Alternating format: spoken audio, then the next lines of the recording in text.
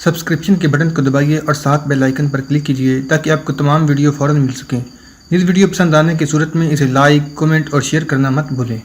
طلال ابراہیم اور صالحہ بروک سلطان محمود کی انٹیلیجنس کے ایجنٹ تھے۔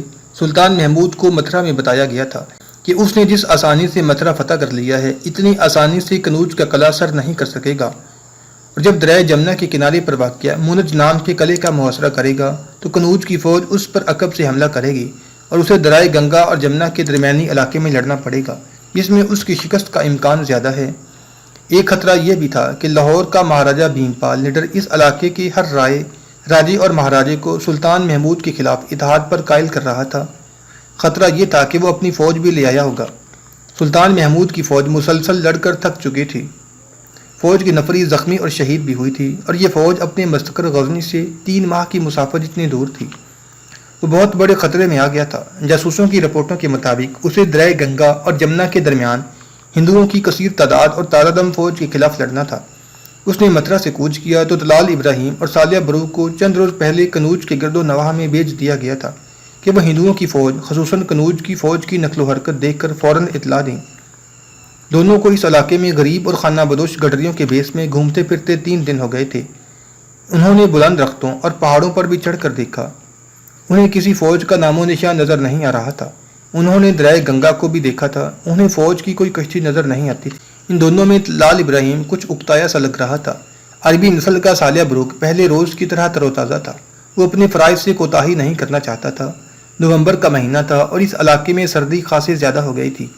وہ چٹان پر ایسی جگہ لیٹ گئے جہاں سرد ہواؤں سے بچنے کے لیے اوٹ موجود تھی۔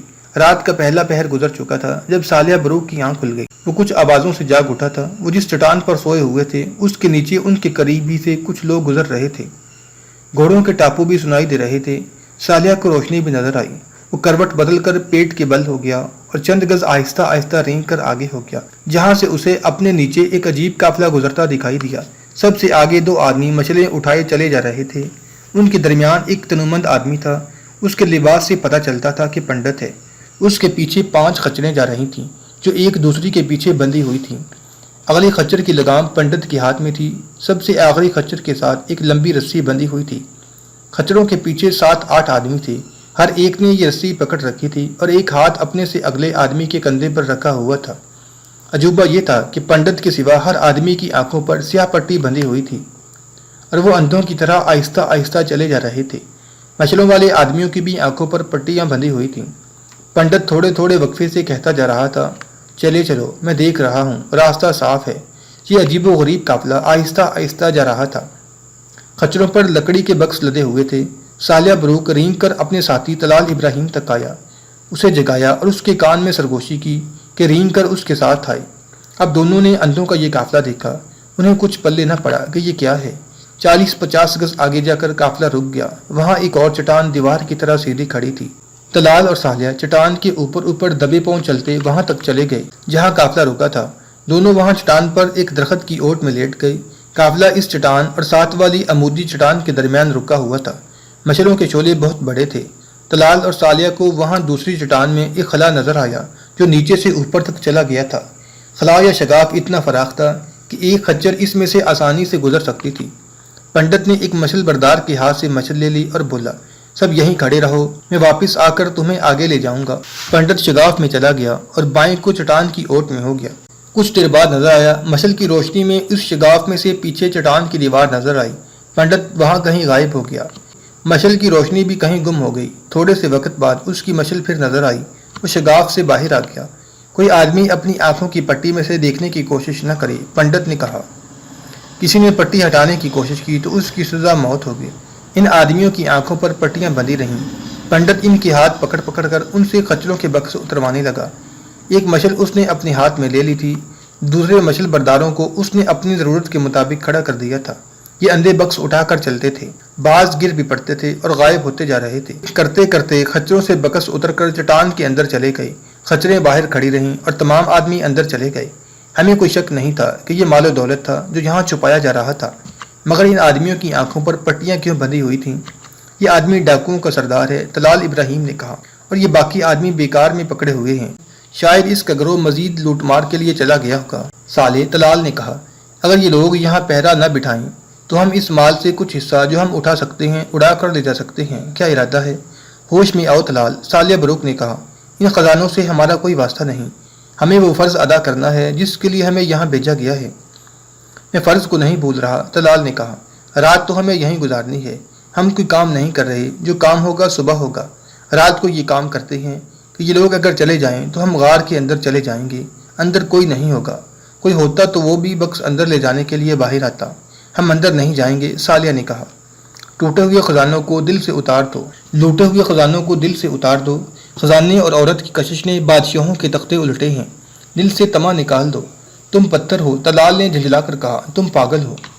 ثالیہ بروک کچھ کہنے ہی لگا تھا کہ مچھلیں باہر آ گئیں اور اس کے ساتھ ہی وہ آدمی جو پنڈت لگتا تھا اور باقی سب آدمی اس کے پیچھے پیچھے باہر آ گئے۔ پنڈت ان کے ہاتھ پکڑ پکڑ کر خچروں تک لایا، اس نے انہیں خچروں پر سوار کر دیا، خچریں تھوڑی تھیں اور آدمی زیادہ، ایک ایک خچر پر پنڈت نے دو دو آدمی سوار کر دیے اور ان کے لگام ایک دوسری خچر کے پیچھے باندھ کر خود اگلی خچر کی لگام پکڑ لی اور پیدل چل پڑا۔ وہ جب دور نکل گئے تو طلال نے ایک بار پھر ثالیہ سے کہا کہ چلو دیکھتے ہیں یہ کیا ہے، مگر ثالیہ نے اسے سختی سے منع کر دیا اور اسے یہ بھی کہنا پڑا کہ طلال نے اگر یہ ضد جاری رکھی تو ثالیہ اسے قتل کر دے گا۔ طلال ابراہیم ہنس پڑا اور دونوں پھر سو گئے۔ رات تھوڑی رہ گئی تھی، ابھی صبح دھندلی تھی جب یہ پنڈت مہاراجا کنوج راجیپال کی خوابگاہ کے دروازے پر جا کھڑا ہوا۔ یہ مہاراجا کی جاگنے کا وقت نہیں تھا، مگر خوابگاہ کی خادمہ جو باہر کھڑی تھی پنڈت کو دیکھتے ہی اندر چلی گئی اور باہر آ کر پنڈت سے کہا کہ اندر چلا جائے۔ وہ دروازے میں داخل ہوا تو شکنتلا رانی اندر سے نکلی۔ شکنتلا 30 سال سے کم عمر کی چھوٹی رانی تھی۔ بڑی رانی لکشمی کی عمر 40 سال سے خاصی اوپر ہو گئی تھی۔ شکنتلا بہت خوبصورت اور بڑے ہی دلکش جسم کی عورت تھی۔ وہ خوابگاہ سے نکلی تو یوں چل رہی تھی جیسے خواب میں چل رہی ہو، آنکھیں نیموا تھیں اور قدم بے خیالی میں اٹھ رہے تھے۔ اس کے جسم سے جہاں مدہوش کر دینے والی عطر کی خوشبو آ رہی تھی وہاں شراب کی بو بھی تھی۔ مہاراجا راجیپال نے پنڈت سے کہا کہ دروازہ بند کر کے اس کے قریب بیٹھ جائے، رات خزانے کی آخری کھیپ وہاں پہنچا دی گئی ہے۔ پنڈت نے کہا کہ ان تمام آدمیوں کو قید میں ڈال دیا گیا ہے جنہوں نے بکس غار میں رکھے تھے۔ مہاراجا کنوج نے پوچھا۔ انہیں قید میں ڈالنے کی ضرورت نہیں تھی، ان کی آنکھوں پر سیاہ پٹیاں بندھی ہوئی تھیں۔ پنڈت نے کہا، پھر بھی آپ کے حکم کی تعمیل کی گئی ہے، ان سب کو قید میں ڈال دیا گیا ہے اور میں نے قید خانے والوں سے کہہ دیا ہے کہ ان سب کو نہایت اچھی خوراک دی جائے اور انہیں ہر طرح سے آرام اور عزت سے رکھا جائے۔ پنڈت جی مہاراجا راجیپال نے کہا، اب صرف آپ ہیں جو خزانے کے راز سے واقف ہیں، آپ کو یہ احساس تو ہوگا کہ میں نے آپ کی کتنی عزت افزائی کی ہے، اپنی فوج کے سیناپتی کو اس راز میں شریک نہیں کیا۔ اور آپ یہ بھی سوچیں کہ شکنتلا رانی سے مجھے کتنا پیار ہے، مگر میں نے اسے بھی نہیں بتایا کہ میں تمام تر خزانہ قلعے سے کہیں اور منتقل کر چکا ہوں۔ مہاراج کو مجھ پر کسی قسم کا شک نہیں کرنا چاہیے۔ پنڈت نے کہا، میں آپ کا خزانہ اس روز سے اس غار میں لے جا رہا ہوں جس روز سے یہاں اطلاع پہنچی ہے غزنی کے سلطان محمود نے متھرا پر بھی قبضہ کر لیا ہے اور اب اس کا رخ کنوج کی طرف ہے۔ اب خود جا کر وہ جگہ دیکھ آئی ہیں جو میں نے اس پہاڑی کے اندر بنوائی ہے۔ راج محل میں بھی کسی کو پتہ نہیں چل سکا کہ ایک رات آپ میرے ساتھ وہاں گئے تھے۔ آج میں نے آپ کے زر و دولت کی آخری کھیپ بھی اس جگہ پہنچا دی ہے، اس کی حفاظت کا انتظام مکمل ہو گیا ہے، اتنا مکمل کہ اب آپ بھی وہاں اکیلے جائیں تو شاید وہاں سے زندہ نہیں نکل سکیں گے۔ پنڈت نے کہا، وہاں پہرے پر کوئی ایک بھی انسان نہیں، سانپ پہرا دے رہے ہیں۔ مجھے ایک بات اور کہنی ہے، مہاراجا نے کہا، اگر یہ راز فاش ہو گیا تو وہ آپ کی زندگی کا آخری دن ہوگا اور اگر اس سے پہلے میری موت آ گئی تو آپ کو میرے ساتھ مرنا ہوگا۔ پنڈت کے ہونٹوں پر طنز آلود مسکراہٹ آ گئی، بولا، زر و جواہرات کا نشہ اتنا برا ہوتا ہے کہ انسان درندہ بن جاتا ہے، اپنے بیوی بچوں کو اور اپنے مذہبی پیشواؤں کو بھی اپنا دشمن سمجھنے لگتا ہے۔ جو دولت میرے پاس ہے اس کے سامنے ہیروں اور سونے کی چمک کوئی معنی نہیں رکھتی۔ میرے بھجن، میری پرارتھنا اور ہری کرشن کے چرنوں میں راتوں کو جاگنا وہ دولت ہے کہ آپ جیسے مہاراجے اور ان کی فوجیں مجھے چیونٹیوں کی طرح دکھائی دیتی ہیں۔ اسی لیے تو میں نے آپ کو اپنا رازدان بنایا ہے، مہاراجا راجیپال نے کہا۔ تمام مورخین نے، جن میں محمد قاسم فرشتہ اور البرونی خاص طور پر قابل ذکر ہیں، لکھا ہے کہ محمود غزنوی کو بتایا گیا تھا کہ اس کا مقابلہ کنوج میں ہوگا۔ کنوج کے حکمران خاندان کے متعلق سلطان محمود نے ایسی باتیں کی تھیں کہ اس پر عجیب سی قسم کی سنجیدگی طاری ہو گئی تھی۔ غزنی سے اسے کمک ملنے کی امید نہیں تھی، وہ ایسی چالیں سوچتا رہتا تھا جن سے کنوج کی فوج کو شکست دے سکے۔ متھرا میں اس نے اپنی فوج کو بہت آرام دے لیا تھا، مگر سالاروں اور نائب سالاروں کو اس نے چین سے بیٹھنے نہیں دیا تھا۔ اپنی فوج کا مورال بلند کرنے کے لیے اس نے اماموں کے ذریعے تمام فوج کو پیغام بھی دیا تھا۔ یہ اس کے جذبے کا جنون اور عزم کی پختگی تھی کہ وہ یکے بعد دیگرے اتنے کلیش سر کر کے اور اتنے مارکے لڑ کر بھی آگے بڑھنے کا فیصلہ کر چکا تھا، مگر کنوج کے متعلق اسے جو رپورٹ ملی تھی وہ صحیح نہیں تھی۔ مہاراجہ کنوج راجیپال نے اپنا خزانہ کنوج سے کسی پہاڑی علاقے میں منتقل کرنا شروع کر دیا تھا۔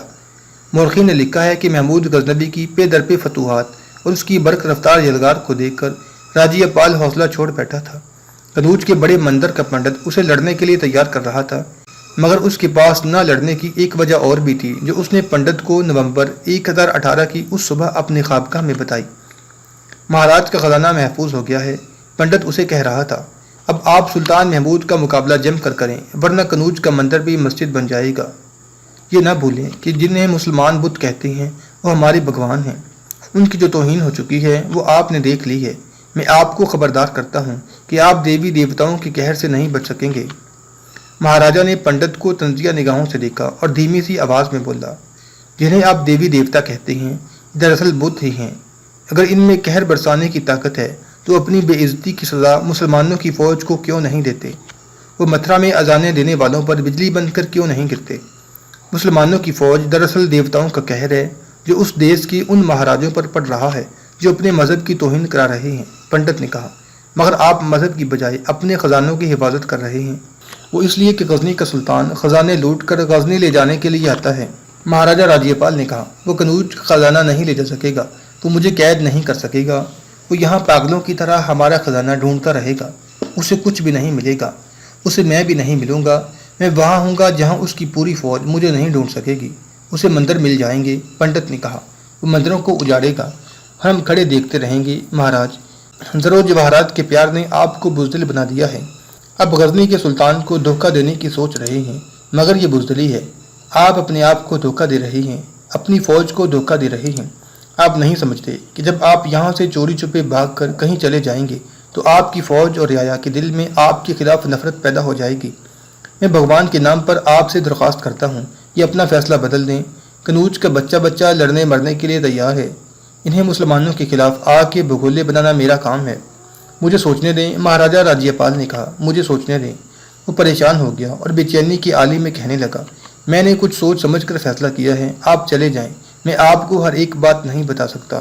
پنڈت کے جانے کے بعد مہاراجہ کنوج راجیپال نے اپنی فوج کے سینئر کمانداروں کو بلایا اور انہیں اپنے فیصلے سے آگاہ کرتے ہوئے کہا، یہ بظاہر بزدلی ہے کہ میں غزنی والوں کا مقابلہ نہیں کروں گا، لیکن میں نے سوچا ہے کہ میں غائب ہو جاؤں گا، یہ محمود کے لیے بہت بڑی چوٹ ہوگی، وہ کنوج میں پاگلوں کی طرح سر پٹکتا پھرے گا، وہ بھی یہاں سے جائے گا نہیں، اس کا مقابلہ ابھی کسی نے بھی نہیں کیا، اسے ہر جگہ آسان فتح حاصل ہوئی ہے، میں نے سوچا ہے کہ لڑ کر اور پیش قدمی کرتے کرتے اس کی طاقت بہت کم ہو جائے گی، میں اس عرصے میں دوسرے مہاراجوں کو ساتھ ملا کر بڑی زبردست فوج بنا دوں گا، پھر یہی کنوج سلطان محمود اور اس کی فوج کا قبرستان بن جائے گا۔ وہ سلطان محمود غزنوی کا مقابلہ نہ کرنے اور غائب ہو جانے کی حق میں جواز پیش کرتا رہا، مگر اس کے فوجی کمانڈروں کے چہرے بتا رہے تھے کہ وہ اپنے مہاراجہ کے فیصلے کو پسند نہیں کر رہے۔ ان میں سے کوئی بھی نہ بولا، سب بت بنے سنتے رہے۔ کیا آپ سب کو میرا فیصلہ منظور ہے؟ اس نے سب سے پوچھا۔ ہم آپ کے حکم کی تعمیل کریں گے، اس کے سیناپتی نے کہا، مگر ہم میں سے کوئی بھی اپنی زبان سے یہ نہیں کہے گا کہ وہ نہیں لڑے گا۔ مہاراج، یہاں سوال آپ کے یہاں رہنے یا غائب ہو جانے کا نہیں، یہاں مسئلہ مذہب کا ہے، اس جنگ کا تعلق براہ راست مذہب سے ہے، اگر ہندو راجے یوں میدان چھوڑ کر بھاگنے لگے تو سارا ہندوستان مسلمان ہو جائے گا۔ مہاراجہ راجیپال نے ایک کاغذ کھول کر اپنے سیناپتی کو دے کر کہا، یہ سب کو پڑھ کر سناؤ۔ یہ لاہور کے مہاراجہ بھیم پال نٹر کا خط تھا جو اس نے منج کے رائے چندہ کو لکھا تھا۔ رائے چندہ نے یہ خط کنوج کے مہاراجہ راجیپال کو بھیج دیا تھا۔ بہت سے مورخوں نے اس خط کا ذکر کیا ہے۔ ان کے مطابق مہاراجہ بھیم پال نٹر نے رائے چندہ کو لکھا تھا، سلطان محمود ہندوستان کے حکمرانوں کی طرح نہیں، وہ سیاہ فام آدمیوں کا سردار نہیں، اس کا نام سن کر ہی فوجیں اس کے آگے بھاگ اٹھتی ہیں، اس کے گھوڑے کی لگام آپ کے گھوڑے کی لگام سے زیادہ مضبوط ہے، وہ تلوار کے ایک ہی وار سے مطمئن نہیں ہوا کرتا، وہ سلسلہ کوہ میں سے صرف ایک پہاڑی نہیں لیا کرتا۔ اگر آپ اس سے محفوظ رہنا چاہتی ہیں تو میں آپ کو نصیحت کرتا ہوں کہ کہیں چھپ جائیں۔ رائے چندہ نے یہ خط اس پیغام کے ساتھ مہاراجہ راجیپال کو بھیج دیا تھا کہ وہ لڑ کر مرنے کو ترجیح دے گا۔ اس نے یہ خط مہاراجہ راجیپال کو اس لیے بھیجا تھا کہ وہ اپنی قسمت کا فیصلہ خود کر لیں۔ میں جانتا ہوں غزنی کا سلطان محمود کنوج کو کھنڈر بنا دے گا، مہاراجہ راجیپال نے کہا، لیکن یہی کھنڈر اس کی قبر بنیں گے اور ان کھنڈروں سے نیا کنوج ابھرے گا جو ہندو مت کا محافظ ہوگا۔ میں اب سب کو یہ بتانا بھی ضروری سمجھتا ہوں کہ فوج کو پتہ نہ چلے کہ میں نے کیا فیصلہ کیا ہے۔